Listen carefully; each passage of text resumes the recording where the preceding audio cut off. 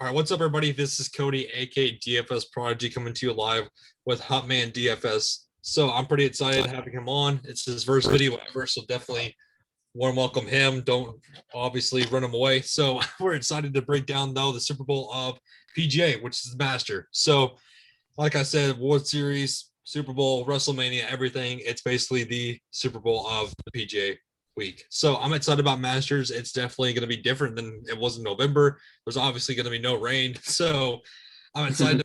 I'm excited to dig into this. We're basically going to do a lineup builder sort of thing where we're going to help y'all build up lineups with GPP options and cash game lineups. So I'm excited about this. How's it going, man? Hey, it's good. Thanks for having me. Yeah, it seems like we were just coming off of a Masters, 5 months ago? So yeah, this is every golf fan's favorite, dream, I guess. So this is awesome. I appreciate it. Yeah, I'm excited about this course and definitely excited about breaking it down. So we're kind of going to start with the GPP's options. So I like to typically build a GPP option and maybe some cash hand lines, but this is Masters, so we're going to have to be different here and there because obviously it's a huge week. The prize pools are crazy, obviously, what we've seen on DraftKings. This is basically, like I said, the biggest event for PGA. So starting up top, though, who do you like up top to build in your lineup starting off? Yeah, so, looking at ownership, it looks like those top 3 to 4 guys are going to be pretty popular. So, in my opinion, I think you just got to pick with your gut and, whoever you think is going to win the tournament. I think obviously it's a good chance going to be one of those top 4 guys. So for me, I've been looking at John Rahm a lot. He's been playing pretty well. I think his game really fits this course, especially if it's going to play a little bit tougher. He's been playing well on tougher courses. He had that win at Memorial. I know it seems a long time ago, but I think he'd be a pretty solid start to your lineup. But I also think Justin Thomas, too. He's coming in at a high ownership as well. But I think for me, at least, I'm going to pick one of those two when starting my lineups. Exactly. I'm all on board on John Rahm. That's why I clicked him. So he's the first guy up top that I definitely do like and agree with you with. The reason why I like him is because the game is polished. I mean, we don't have to worry about the scare of the new dad situation. So he's obviously going to play. We don't have to worry about him backing out like he was saying that he was going to. So I'm glad the scare is off the table now. And I'm glad that the baby's already born. We don't have to worry about that. So I think the new dad vibe is definitely there for him. I think he's ready to go on this course. And this is his game to win. So in my opinion, I don't mind getting to some John Rahm. He's definitely a GPP option. But other than that, I don't mind getting to some Bryson at 10-8. The ball striking, the spiker he carries on the course is unbelievable. Obviously, this is his course to win also, I think, even as a DraftKings boy of his. So I don't mind me some Bryson. Justin Johnson, though, is just the guy. Recent form is kind of hard to get to. I don't really mind. I don't really like getting to him. But I think we both agree John Rahm is definitely the GPP option to go to. Like you said, Justin Thomas or even Bryson is the way to go. But in the 9K range, who are you liking in the 9K range as a GPP option, my man? Cantley is going to be a solid option. I have him about 14%. We talked about Morikawa a little bit. He's the PGA champ. I think he's a solid GPA or GPP option, but not someone that I'm really going to, force into my lineups by any means. Obviously, we're going to have to talk about Spieth, but, if you're going for GPPs, if you're trying to win the Millie this week, I'm not entirely sure Spieth is going to be there unless obviously he's winning the tournament. So for me, I think Cantley is going to be at the top for me. And I also like Patrick Reed a lot as well, kind of as a pivot over other, some of the other higher ownership plays. How about you? Yeah, exactly. So before we recorded, I definitely like me some Patrick Cantley. I think he's the lock of the slate. I think that at 9-8, the game is there. He's here to thrive. The game style that he carries on the course is all there for him. I think that 9-8 is a great price tag for him, and I'm surprised that he's priced at 9-8. I'm surprised he's not priced 10K, but I definitely like him. Jordan Spieth, we'll get to him later on. I know in GPPs it's hard to get to him because of how high his ownership is going to be coming off the Valero Open win.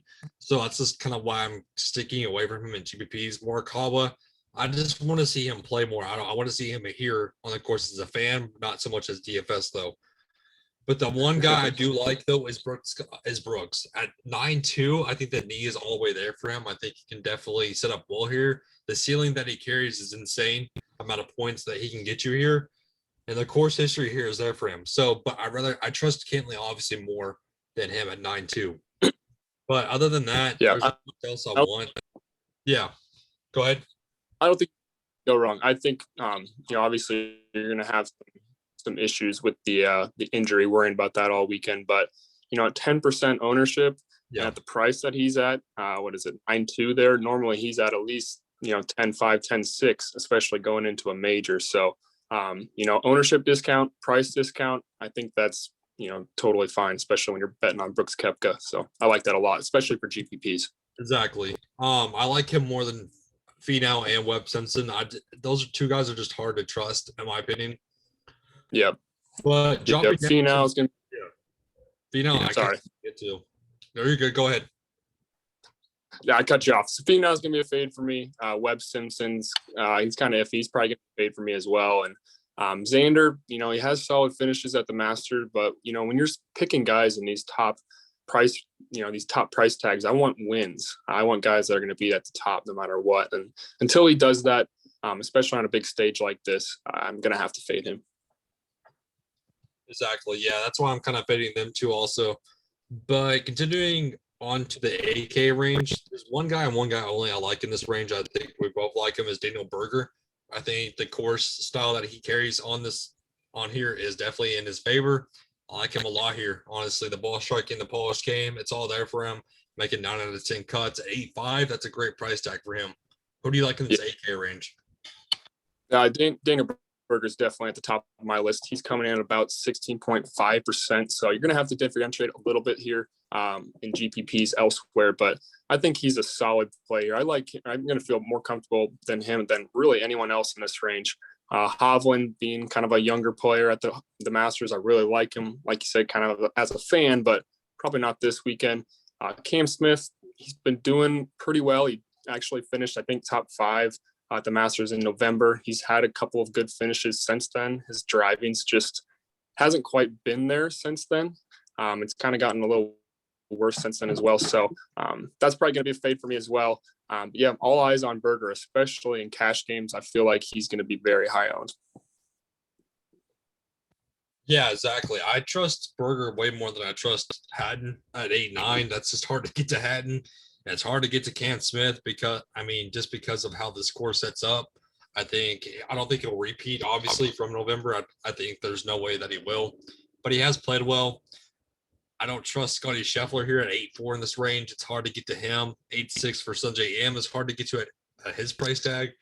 So it's just all about the trust game for me. I think I trust Berger based on the recent form, and everything that he carries on this course is way more trustworthy than a lot of these guys in the 8K range. Yep, I agree with you. I like Matsuyama. I mentioned this to you before. I like Hideki, in these tougher conditions, but his form just has not been there. His putting is just a whole different story. So that's gonna be a fade for me. Going through this, it's hard to really get away from Berger. I think he's a lock for me. Yeah, but one more guy that down here that lower 8K range that I don't mind is Fitzpatrick. Making basically 5 cuts in a row here at the Masters. The recent form is there. He's stepped up to the plate, and he's a younger guy who has definitely improved his game overall a ton. I don't mind that out of an 8.1 guy here. Do you like him at all or no? Yeah, I really like Fitzpatrick. I think his game fits pretty well around here. He's got a nice approach game. Like you said, his putting can really catch fire at times. He finished pretty well here last November as well. And he comes at about 12%, so a little bit of an ownership discount and price discount compared to Berger. So I think he'd be a great GPP fill-in for Berger. And again, it saves you that money too.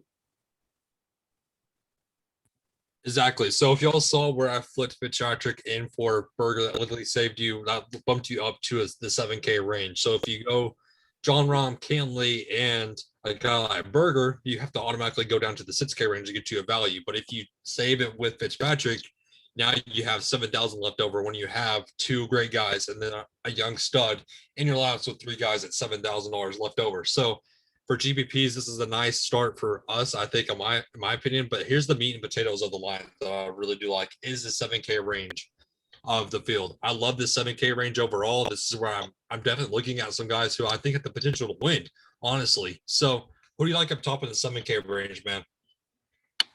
Yeah, up top has to be Paul Casey. He's probably going to be at least 25% owned. He's just severely mispriced, in my opinion. He's got 3 top 10s at Augusta. He's going to be chalky, but, chalky Paul Casey most times doesn't usually end well. So for GPPs, I'm probably going to avoid him, but he's going to be a cash lock for me. His ownership's just going to be way too high to try to avoid that. But I'm going to have him in a few lineups in GPP, of course. He's going to be at the top of my list. But my pivot that I really like is going to be Joaquin Neiman. He's coming in at 15th and strokes gained tee to green. He's about 14% owned. Again, he's also really mispriced in my opinion. He can score a lot of birdies and he scores really well on par fives. A couple of weeks ago, he was coming in at about 9 to 10K in a couple tournaments. So I think Neiman would be a really great play there as well. Who else do you like? Yeah, so in the 7K range, we're going to get to Paul Casey in a little bit for cash games. He's almost a lock, but like I said, we'll get to him. In GPPs, it's hard to trust because of obviously the ownership. But as a pivot to him, like you said, I love me some Joaquin Neiman. I think the driving also sets up well here for him. Just overall, his game as a whole, I think I like it, like that at 7-4. But another guy I don't mind dropping down all the way down to that saves you salary is Max Homa. So ever since I talked about him not too long, about a month ago, where I saw on one of his podcasts that basically his mental game needed to step up, and that's what he focused on. He focused on basically looking at the mental approach of the game because he was just not feeling it. Like he wasn't confident in his game. He wasn't confident in his ability, but then he started meditating. He started looking at everything that he possibly could in order to improve his mental game, got a therapist and everything. And now his game has skyrocketed. It's literally been amazing how well he's played lately. So I'm continuing riding the train with Matt Homa. I love him at 7-1. I think he's going to come in guns blazing at that price tag and easily do well here. So I like him, and I don't mind Matthew Wohl coming out the injury, who we know is a young stud also. We know he can do well here. So at 7-1, I don't mind getting to some Matthew Wohl at all either. So those are 2 guys in the lower range that I definitely do love me some at 7-1 apiece. What about you? Yeah, I think Matt Wolff would be a great pivot, and someone also he could pair with Bryson, especially if you think distance is really going to carry well this weekend at the Masters. He's coming in about 4%, same price tag as Max Homa. I like Max Homa a lot too. Like you said, I really like how he opens up. He opens his mind a lot on how he's feeling in golf, even if he's doing really well, really poor, or if he's doing really well. He's really fun to cheer for, and obviously he's fun to follow on Twitter too. So Max Homa at 7-1, winning that tournament a couple weeks ago, or a couple tournaments ago, I think he'd be a really great play as well. But yeah, like you said, that 7K range is loaded. I really like Answer a lot as well. He'll probably be about 10 to 15% owned. And then Billy Horshall coming in less than 5% owned. I really like him. I don't really know why no one's talking about him this week after, how well he played at the match play. I know that's a little bit different environment, but his recent form's been great, and he's coming in at about, I think, 7.2K. So I think Horshall will be a great GPP play as well. Yeah, exactly. The price tag for him is definitely set up well. But dropping down to the 6K range now, this is where the value play is going to be at. And I don't mind some of these guys. I know 6K range is hard. Sometimes people don't want to play guys in 6K range and think that they're not going to make the cut. But I think a lot of these guys will. I think this group is definitely going to make the cut. A lot of these guys. So I'm going to stick with Cory Connors because he's a guy that I'm going to talk about in the cash games. But pivoting away from him, I don't mind me Korkrak at 6'9". I don't mind me Harmon at 6'8". There's a lot of guys in this range I don't mind getting to. What about you, man? Yeah, I agree. One thing, about the 6K range is, obviously this field is loaded, so they're just going to be better golfers in the 6K range in general. And there's only, I think, 80, let me scroll up here a little bit, 88 players in the tournament. And the top 50 plus ties plus the 10-stroke rule comes into effect as well. So we could have, 60 players or so making the cut. That being said, it's going to be really important to have all 6 of your guys make the cut, because if you go 5 out of 6, or especially 4 out of 6, you're obviously going to have to say goodbye to your money there. But, I really don't mind dipping down in the 6K range. And I really like a lot of these guys. You mentioned Cory Connors, of course, we'll get to him. I like Siwoo Kim a lot. He's been playing pretty well. He has that win under his belt this year too. In this 6K range, I want guys that are either gonna, blow up for me or they're gonna win the whole dang tournament. I don't want, safer plays in this 6K range. So Siwoo Kim's gonna be a big one for me. You mentioned Kokrak a lot. I like him a lot as well. Ryan Palmer at 6'5", I think is a good play. He's been playing pretty well. He's, always underpriced in my opinion. And my, dart throw that I really like that I mentioned to you is Matt Jones coming in at 6.3K, coming under 5% owned as well. He's coming off of a tournament win as well a couple weeks ago. So I think he could be a solid play. Knowing that, not someone that I'm going to force into my lineups, but I think Matt Jones is a solid play in the 6K range. Anyone else that you really like, down in this range? Yeah, like you said, I love me some Ryan Palmer at 6'5". I think he's always a value play. I certainly get to. I mean, if you look at the cuts, 10 out of 11 cuts, it's just that he's a value that is hard to get away from, and I don't mind taking a leap on him. I wouldn't mind, even in like we saw in the group stages, I don't mind Dustin Johnson go ahead and throwing the coat on Kevin Na if you possibly think he wins. So that'd be kind of a fun storyline to watch, and I think Dustin Johnson would lose it. But yeah, there's a lot of guys in the 6K range that I don't mind getting to. Like you said, all they need to do is make the cut. And then if they have the top 5 potential, it's definitely going to be there for them. So there's a lot of guys in this range that I don't mind. I don't mind me some Lancho at 6'4" either. We've seen him boom or bust every now and then. So, but for GPP wise, this is where I'm kind of looking and starting out. I think it's the nice build that we both have is John Rahm, Cantley, Fitzpatrick, then Homa. You still have 7,000 left over for GPPs. And like you said, getting to some of the value guys in this range will allow you to pay up for another 7K range. So to start GPPs out, I don't mind taking this approach at all. But going down to now kind of a cash build, who you liking for cash builds, my man? Yeah, so playing cash games this week. I like looking at ownership. Jordan Spieth comes in at the top at 27% owned. I think he's got to be a lock in cash. Paul Casey at 7.7 is 25% owned. This is all GPP ownership, of course, but he's going to be a chalky lock as well. I think starting your lineup with those two is going to be really, crucial. And then I think Daniel Berger as well. We mentioned him in the GPP section, but I think he'd be a solid play for cash too. I think if you start with those three, you can really choose a guy at the top. And then, there's that chalky guy in the 6K range that I think you'd like to talk about as well. Who's that guy in the 6K range that everyone's going to be fitting in their lineup? Yeah. So Cory Connors at 6'9". The way that he's playing, I'm just surprised at how low priced he is. I think that's another misprice by DK that they messed up on. I don't understand why he's not in the 7K range. I mean, I wouldn't mind him even at the higher 7K range, possibly like at 7.7 or 7.6. But given that he's only 6'9", that's a price tag that I'm locking and loading in cash games because of how high owned he's going to be. As long as he makes the cut, that's where he'll thrive. It's at 6'9". Like you said, Paul Casey at 7.7, another lock of the slate, who in cash games you just have to play. But one more guy that we both wanted to talk about was Jordan Spieth. So given that he's going to be a cash game build for us because he came off the win off the Florida Open, obviously, so the ownership's going to even bump up a little bit more. In my opinion, I think as long as he stays confident, as long as his recent form stays intact, he can definitely do well here. In the cash games, you have to have him. What do you think of Jordan Spieth, though? Yeah, Spieth, it's hard to get away from him. It'd be one thing if he just kind of was playing crappy and then just won last week out of the blue, but he's been playing, well consistently over the last few months. And, he didn't just win the tournament on Sunday. He shot a 6 under on Sunday and, went out there and won that by himself. So I think Spieth is solid. He's got the course history here. He's finally starting to play much better. And his ownership's just going to be ridiculous. So if you avoid him and he does well, he finishes in the top 10, top 5 even, you're going to be screwed in cash, I believe. So, start with Jordan Spieth at the top, I think is going to be solid. And yeah, like you said, Paul Casey too, going to be two of the higher owned guys, not just in cash, but in GPP as well.